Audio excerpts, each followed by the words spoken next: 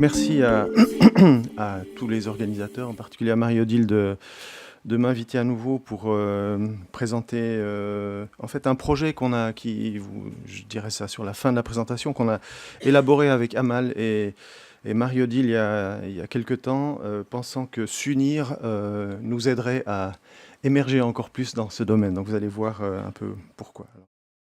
Donc c'est un petit peu parler de la volonté qu'on a d'essayer de créer un réseau francophone d'intervention précoce, un peu pour mettre ensemble nos compétences et puis aussi notre énergie et nos ressources et partager un peu nos expériences pour à la fois s'encourager à faire émerger ce domaine qui, en fait, peine un petit peu à s'implanter dans les pays francophones, justement, l'intervention précoce, bien qu'on en parle depuis ici 11e édition.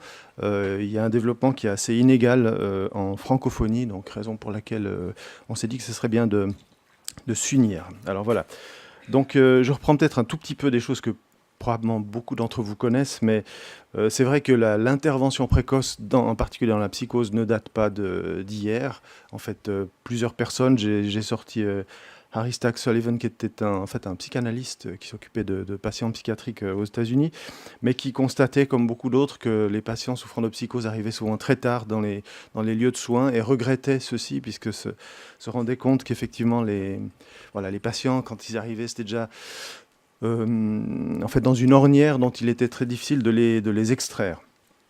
Après, cette connaissance-là, voilà, un petit peu bourronnée, comme on peut dire, et puis c'est, effectivement, il faut le reconnaître, Patrick McGorry qui a ressorti cet intérêt en voulant focaliser son attention clinique sur les jeunes patients qui entraient dans la psychose, et essayer justement de résoudre cette question du retard de traitement, entre autres, et puis aussi la volonté de développer des traitements spécifiques pour ces patients qui ne soient pas exposés aux traitements que tout le monde reçoit, en particulier des patients qui sont dans une phase chronique où les besoins sont existants, bien sûr. Il n'y a pas de compétition entre les besoins, mais les besoins sont différents. Et son idée était qu'il fallait développer des prises en charge spécifiques pour les jeunes.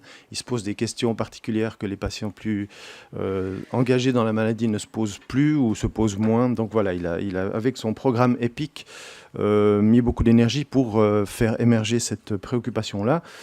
Alors, si on regarde dans le texte, il a fait ça avec Henry Jackson, qui était le prof de psychologie, en fait, à Melbourne. Et c'est en fait en 84 qu'ils ont ouvert leur unité. Donc, c'est non plus pas une chose qui est particulièrement récente. Il y a quand même pas mal de temps qui s'est écoulé depuis le début. On dit que c'est un nouveau mouvement. En fait, c'est de moins en moins. Plus le temps passe, moins ce mouvement est nouveau.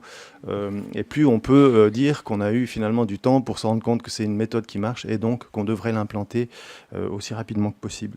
Alors, c'était tout un cheminement. Ils ont d'abord une petite unité de recherche sur les patients souffrant d'un premier épisode. Ils ont fait beaucoup de recherches. Ensuite, ils ont abouti au programme plus établi qui s'appelle EPIC. Et puis maintenant, c'est un centre d'intervention précoce en santé mentale qui a dépassé le périmètre seul de la psychose. Vous savez aussi qu'il y a eu, après l'intérêt pour les premiers épisodes de psychose, avec Alison Young, qui est ici en photo, il y a eu l'intérêt de se préoccuper peut-être de ce qui se passe un petit peu avant le premier épisode, donc dans cette phase des prodromes.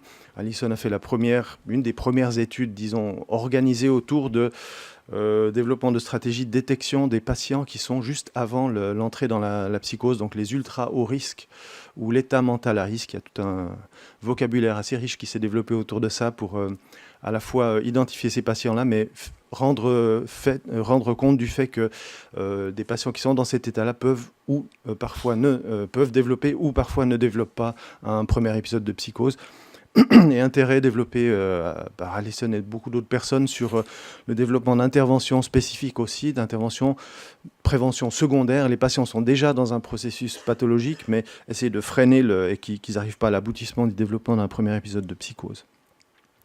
Alors, j'ai rajouté ces 2 diapos, on a discuté de ça hier soir, mais donc probablement que vous connaissez tous ce vocabulaire de base avec un premier épisode, je ne sais pas s'il y a un pointeur, mais... Oui, il y a un pointeur. Voilà. Alors, là, je parlais du premier épisode de psychose, qui survient au moment où les symptômes atteignent une intensité, durée et fréquence suffisante pour qu'on puisse parler d'un épisode de psychose constitué, limite un peu flou toujours. Ensuite, l'intérêt développé par Alison Young pour les prodromes. Début des prodromes qui marque le vrai début de la maladie, puisque c'est là que se développent déjà les problèmes cognitifs et les problèmes de fonctionnement social en particulier. Et puis, on connaît des patients qui sont à un état de vulnérabilité augmenté, comme par exemple les enfants de patients qui souffrent de troubles psychiatriques, en particulier de schizophrénie. On sait que le risque est beaucoup plus élevé que les autres personnes de développer des pathologies mentales. Premier traitement qui survient après une certaine durée, donc la durée de psychose non traitée, c'est un des problèmes, ce délai qui s'écoule entre le premier épisode et puis l'accès au traitement.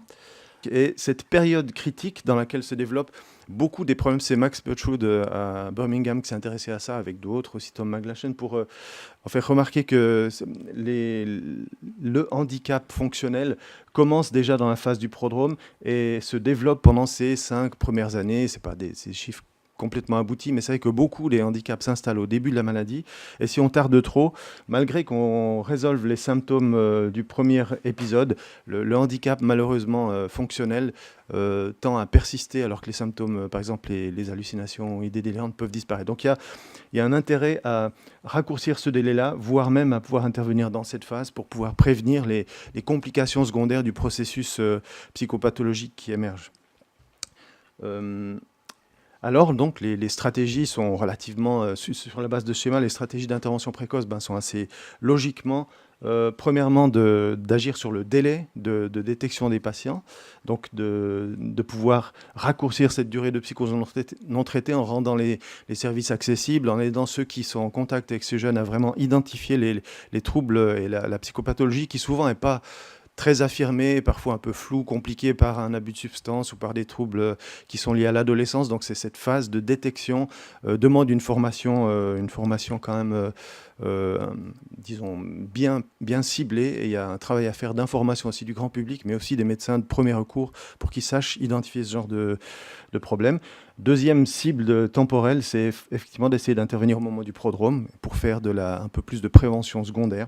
Mais deuxième axe d'intervention, c'est d'adapter le contenu des traitements. Il ne suffit pas de voir les patients rapidement, il faut aussi leur proposer des traitements qui répondent à leurs besoins, en particulier celui de s'engager dans les soins, ce qui n'est pas une évidence pour ces jeunes, celui de recevoir des explications sur ce qui se passe, une information sur la santé en général. C'est des jeunes qui souvent n'ont pas beaucoup eu à faire avec des problèmes de santé avant. Donc voilà, c'est important d'avoir aussi un axe de développement de soins spécifiques qui aident les patients à s'engager, donc de mobilité dans le milieu, etc., pour accrocher ces patients.